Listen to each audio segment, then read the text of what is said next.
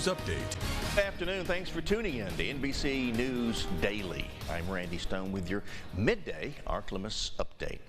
A Louisiana state trooper indicted in the death of black motorist Ronald Green is being denied an appeal. In December of 2022, Corey York was charged with 1 count of negligent homicide and 10 counts of malfeasance in the office in Green's death. Court documents reveal York is seeking a review of the denial by the Louisiana Second Circuit Court of Appeal.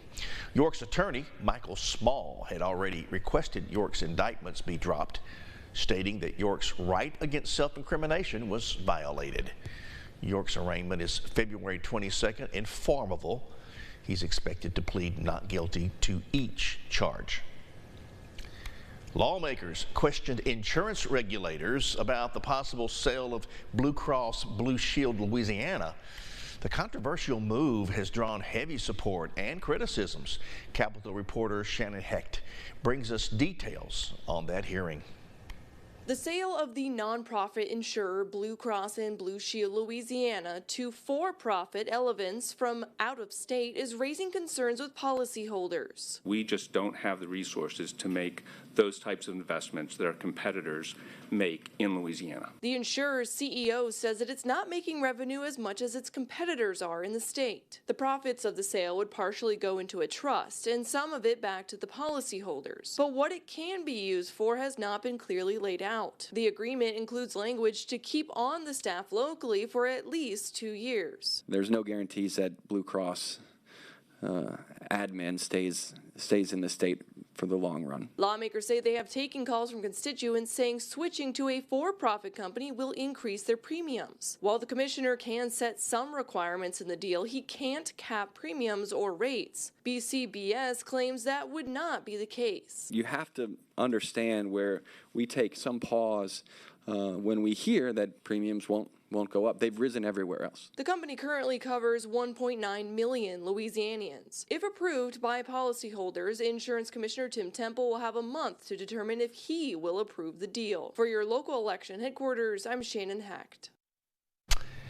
Well, yesterday, Governor Jeff Landry signed a proclamation and executive order for Louisiana's oil and gas industry. The expansion project was announced in 2020 under former Governor John Bel Edwards, but bond allocations were never issued. Landry ensures his administration will work tirelessly to make sure the industry continues to thrive. And now, Storm Tracker Doppler weather with meteorologist Chase Ward.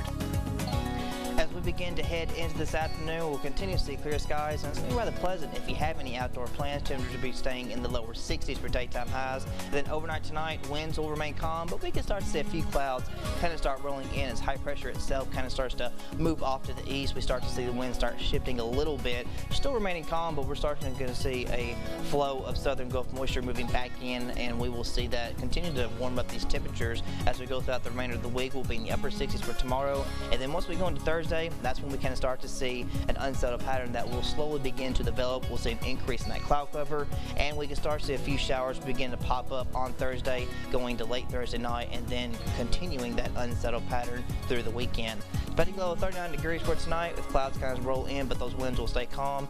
And then tomorrow, winds will be mainly calm, but still shifting more so out of the south. We'll see temperatures in the mid-60s with that mixture of sun and clouds, but we'll gradually be warming up. We'll be near 70 as we go into Friday, and then rain and thunderstorms will be likely this weekend. I know we just came out of a wet weekend, but it looks like we have another wet one on our hands again. We'll continue to stay above average in the upper 60s, but back to more near average again by next Monday and Tuesday, as showers can still linger on Monday, but we'll be back to lower 60s as sunshine returns by next Tuesday. Overnight lows will be in the 50s, but then back down to the mid-lower 40s next week.